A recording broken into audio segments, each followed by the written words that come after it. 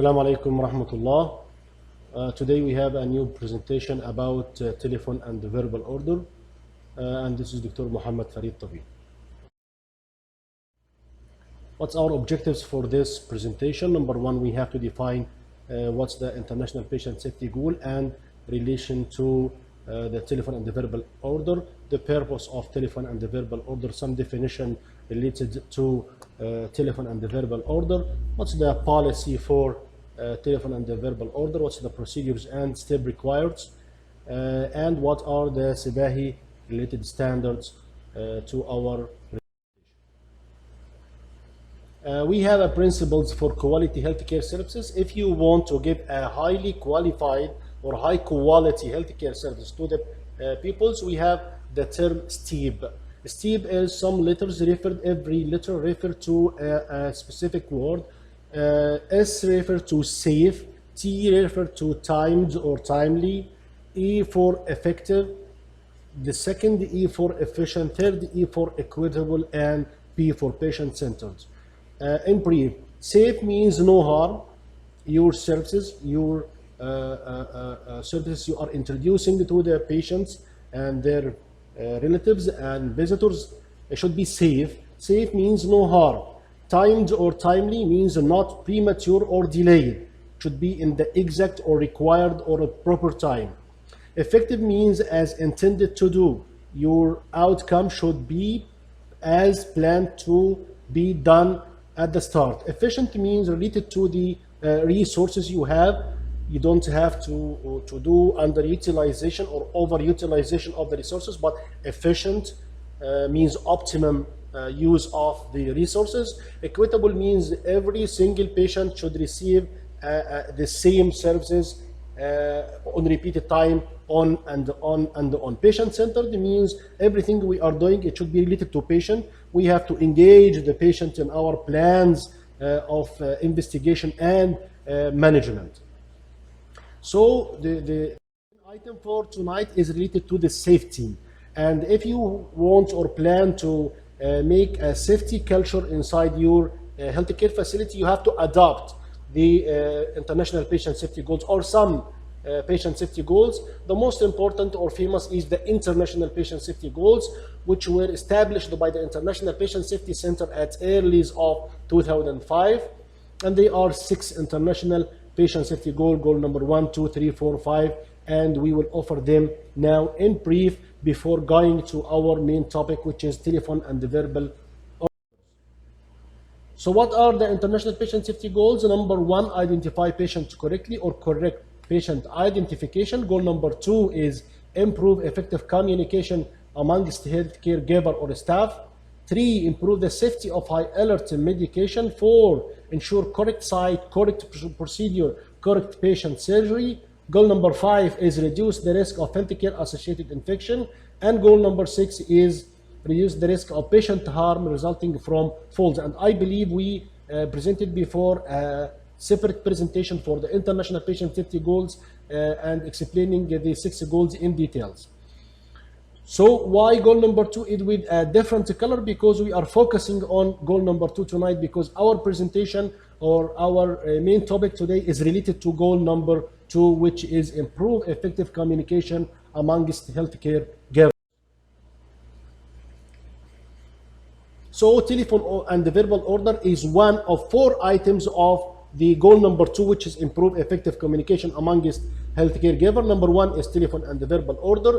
2 is lists of abbreviation, which is approved abbreviation we have to use, and prohibit the abbreviation we have to forget about, or it's forbidden. Number 3 is the critical or panic values or panic test results. And number 4 is SPAR, which is hand-off technique. But we will focus tonight only on one thing, which is the telephone and the verbal order. So what is the purpose of telephone and the verbal order? The purpose is to reduce error associated with misinterpreted verbal or telephone communication of medication orders or test results, and to improve the reliability of information exchange among 2 or more people, staff, to a verified mutual understanding and to avoid errors of omission or commission. I believe we discussed omission and the commission in our presentation last week, which is related to medical error.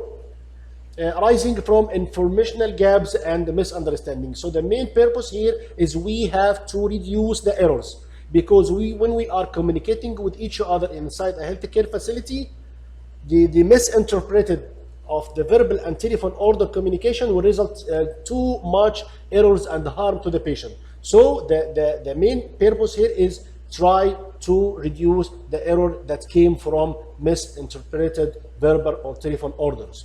Number two, to ensure orders and directions that would be carried out in a verbal or telephone order are clear. We have to emphasize on a clear instructions of telephone and the verbal order to the recipient and confirmed by the individual giving the order. So this is our purpose here. Let's go for some definition. What's about verbal order, what's the telephone order, and what's the definition of emergency inside this situation. Verbal order means an order accepted by a staff nurse in an emergency situation from a physician when the physician is present.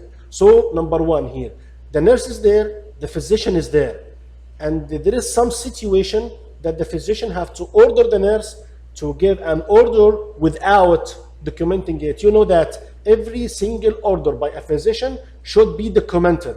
The physician have to document it in a form. Then the nurse will read it and will execute. But here, the physician have no time to write down the order.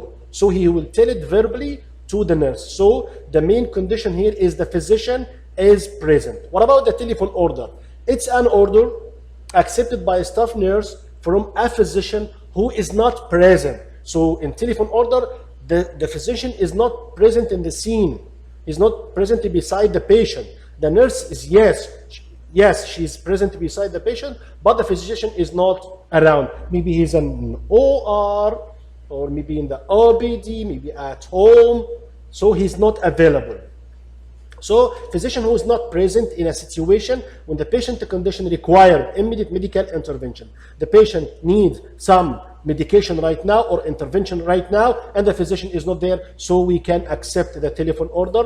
Number three for the definition is emergency. The definition of emergency here related to telephone and the verbal order is life-threatening situation such as an acute change in a vital sign or patient status that will result in rapid deterioration if not treated immediately. So a condition needs a treatment immediately. So we will call it an emergency because it's a life-threatening situation or condition. So we have to use the telephone and the verbal order in only some situation, which is emergency situation, and we will use the telephone order if the patient is unavailable. But if the physician is available, we will use the verbal order unless it is an emergency situation. We have to follow some things here, which is the follow: write down, read back or repeat back with confirmation and witness if possible. We will explain it here. Types of problem reported or encountered during the telephone and the verbal order, and why we are trying to overcome those problems. Number one, the patient sometimes pronounce something in a way that the nurse will misunderstand it. For example, Cerebrex and Celebrex. It's two medication, but it's totally different. Celebrex is a cerebral stimulators. Celebrex is NSAIDs, non-steroidal anti-inflammatory drugs. So if the physician said one drug and the nurse heard it wrong and executed in the wrong way, it can affect the patient. So we have to execute or practice here the telephone and the verbal order. Another thing is the wrong dose. The number of the dose can make a problem, such as 15 and 50. So what to do, we will explain what to do if there is a number in the dose in a telephone and the verbal order. Always try to do this. If you're telling somebody a number, try to say it like this. 50, say 50. It will be mistaken for 15. Tell the nurse that 15 milligrams, of course. Again, if you are prescribing or order something containing two letters very close to each other in a pronunciation, you have to show it to the recipient. if the letter or if the word containing the letter S, you have to say S as in Sam. But if it's containing X letter, you have to say X and, as in X. What's the policy here? Number one, verbal communication of prescription or medication order and test result is limited to urgent situation. We will not use the verbal order unless it's urgent situation. But if the patient is stable and he have only some few pain or something like this, we cannot use the verbal order. We will call the physician to come physically to the scene or to the area. But if it's urgent, something affecting the life-threatening condition, we can use the verbal order or the verbal communication. 2, verbal order and test result are not allowed when the prescriber is present.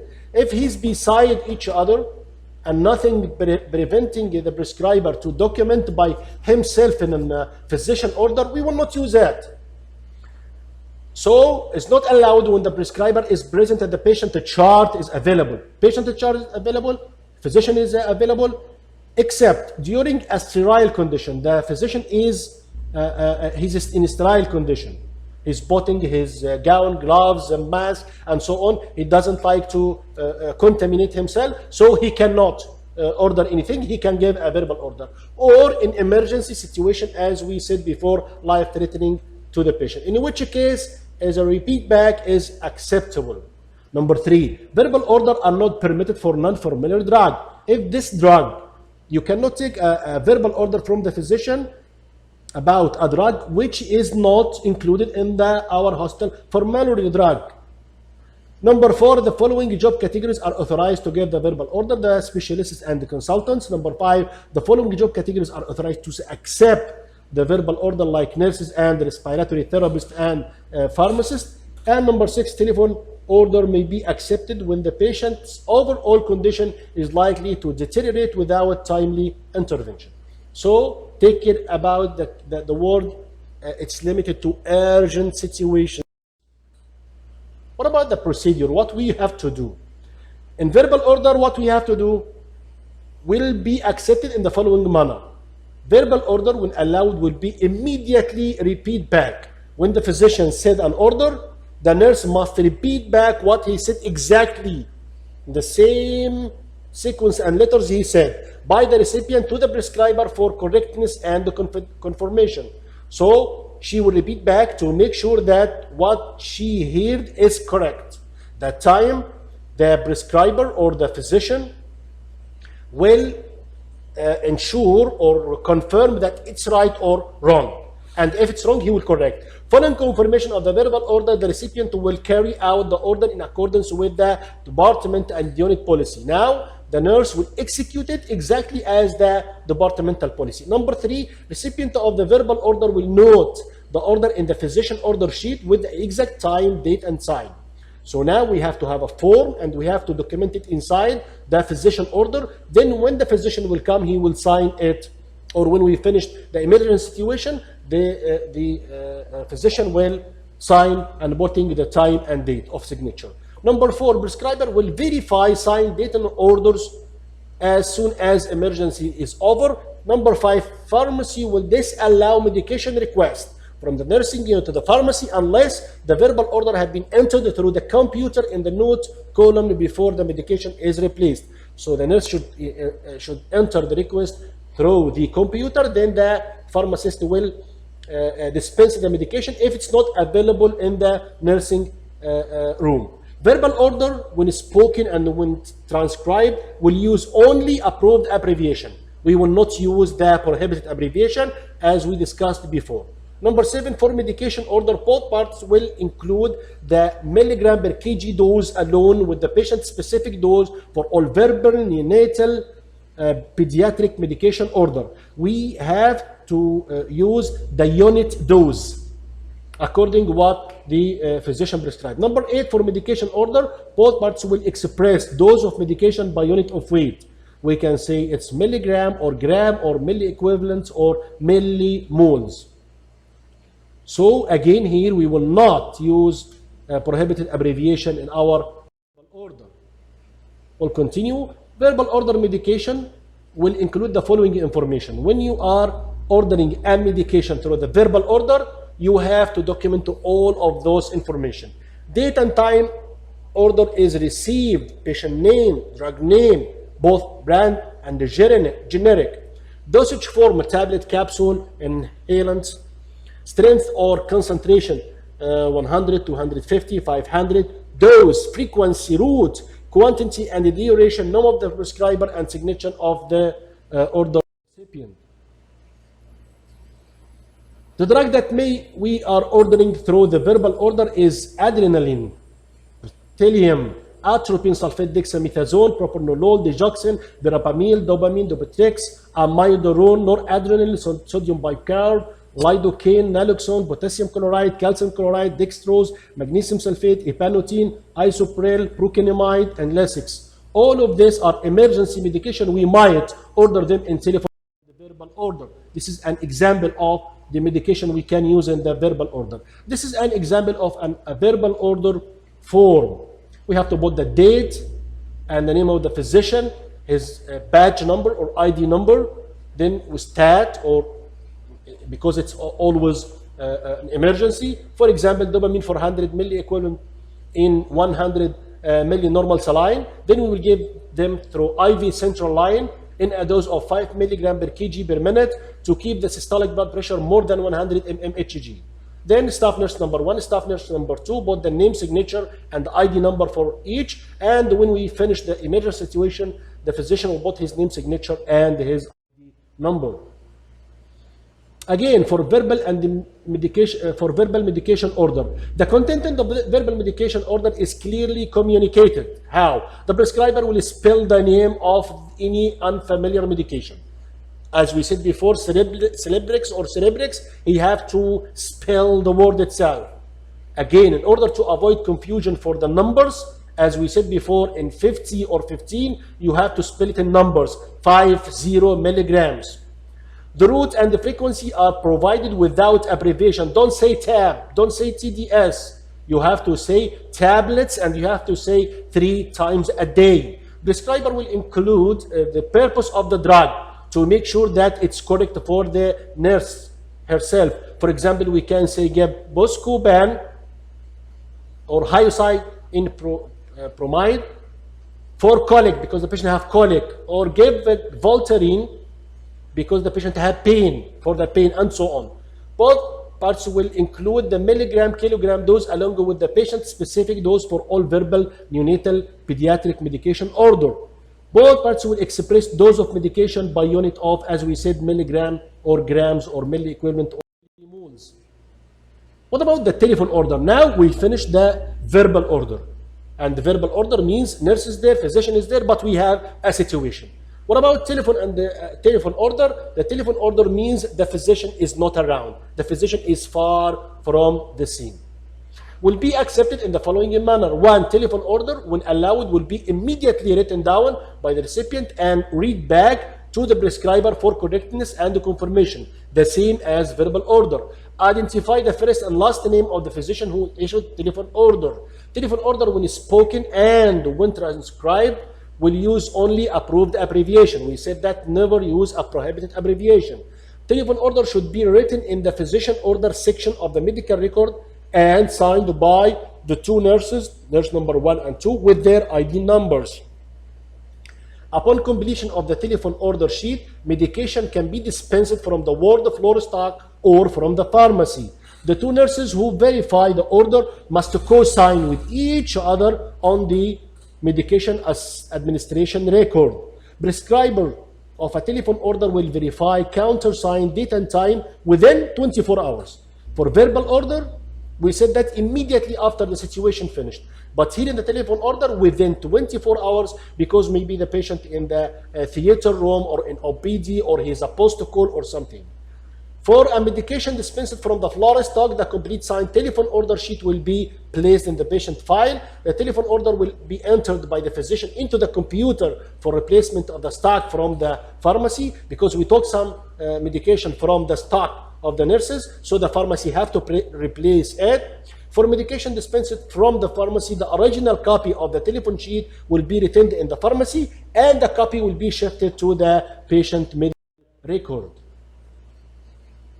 The elements included in the telephone medication order is the same exactly as the verbal order. Date and time of order received, name of the patient, medical record number and unit, drug name, both in brand and generic name, dosage, tablet, capsules, inhalants, whatever, exact strength or concentration, dose frequency, route, quantity, and duration, name of the prescription.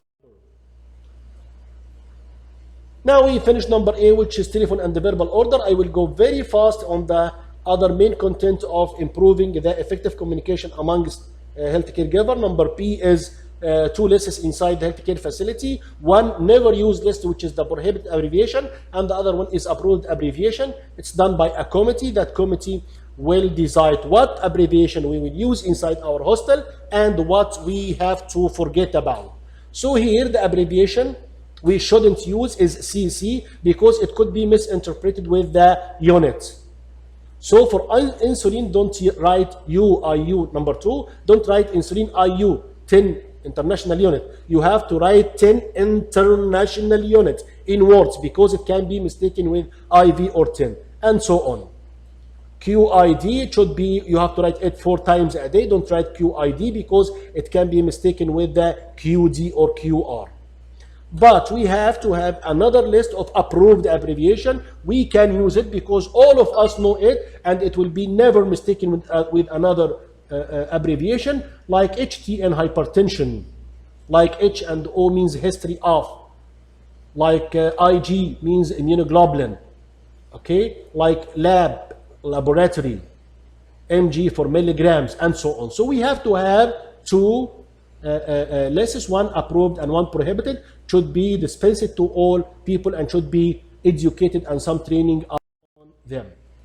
Number C, this list of abbreviation. Number C is the critical or panic value or critical results. When the radiology department or the lab can find something can affect the patient's life, they have no time to wait until sending the result to the physician or to the ward. They have to immediately call the department and send the result because the result is critical.